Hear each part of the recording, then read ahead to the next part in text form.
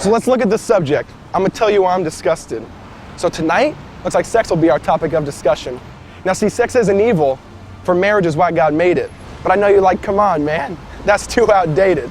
This is 2011, bro. We do it for recreation. And hey, if you're in college, you do it while you're wasted. But I wanna question this logic. I wanna pop off the seal. I wanna question something that we think is already a done deal. So take a rape victim, for example, and once it's revealed, when her bruises go away, is she totally healed? Nah, the damage is lasting. You can see it in her eyes. But if it was just abused recreation, why did it ruin her life? I mean, if sex is just for fun, why does it take such a toll? Maybe it's because you don't just have sex with a body, you have sex with a soul. Which means for me, there ain't no premarital loving. And it ain't just because I want a baby in the oven, it's because I'm staying pure till the day that I'm a husband. But see, this wasn't always me. That's a guarantee. Let's go back in the past, see who I used to be. Now growing up, I never learned how to treat a lady. If I learned one thing from my dad, it was leave the mom, ditch the baby. Now I don't say that to get sympathy, I say that to be real. Because according to stats, about 40% of you know how that feels. So I let the TV show me what the music already told me. No dad at home, so I was letting MTV mold me.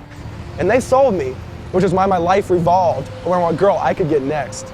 My life revolved around this girl named sex. Shoot, I'd get at her on the text, but I gotta confess, it seems the longer we dated, the bigger the mess. But then, my girlfriend was late on that time of the month. If you know what I mean, you understand when I say my heart sunk. I started to think about abortion, man. I started to butter it up. But it's funny, they don't make condoms for sin. You can't just cover it up. It was just a scare, but I knew a father I didn't want to be. It's funny how I was pro-life until it happened to me. So dudes, think twice before you desire her just because she's hot. Because the truth is, your body makes a promise whether you do or not. Sorry I digressed though, let's get back to the topic. How there's some dudes who pressure her even when she says stop it. You're not a man, you're just a boy that can shave and you put on a good cover. Because if you don't respect her when she says no, you certainly don't love her. So how about you start studying her heart, stop studying her booty, or maybe invest the same amount of time in her that you do in Call of Duty. Because what makes you think you can get this girl and all of a sudden get naughty? Because you should have to touch her heart and her mind first before you ever touch her body. Because she longs to be accepted, she longs to be loved, so she gives herself up to another guy's lust. She thinks it feels good at first, but then she gets bitter. Because the promise of satisfaction, it never delivers. She's like, I don't want to, but it's just too tempting. So she keeps opening up the present just to find that it's empty. And then she starts to get confused. She keeps getting rejected by all these dudes. They tell her on a scale of 10, she's a 2. But that ain't true. If she only knew that Jesus, he loves and accepts us. Even when you don't want him, he'll never reject us. He heals us from that sin that totally infects us. And he does what condoms can't, he emotionally protects us. Now I know some of you hear this, you're gonna want to indict me. But we gotta think rightly, so I'll ask politely. Can you really say this isn't even true, just slightly? I mean, we touched the forbidden fruit, not to realize it's poison ivy, and now we're numb and we're itching, and we got a distorted psyche.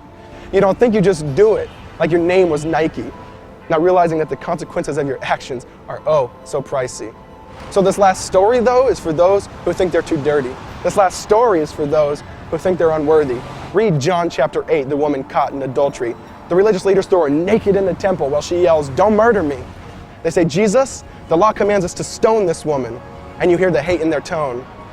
Jesus pauses it and says, whoever's without sin, you can cast the first stone. I mean, can you imagine the sound? Silence all around. You hear footsteps walk away, you hear stones hit the ground. And then Jesus kneels down. The woman thought it was her demise. He lifts up her face. You see the grace in his eyes. He says, I don't condemn you. Go and sin no more. I love you. I accept you. Mercy is yours. But if you're anything like me, you're like, no, that can't be. Why would he ever die for me? See, but then I saw that scene where I was redeemed. He reached out and touched me and said, Jeff, you're free. Instantly, I was wearing the brightest robe I'd ever seen. I was perfectly spotless. I was perfectly clean. So bright, in fact, man, I thought I'd go blind. I said, whose is this? He said, actually, it's mine. So think twice before you eat what society feeds us. Come follow the King. His name is Jesus.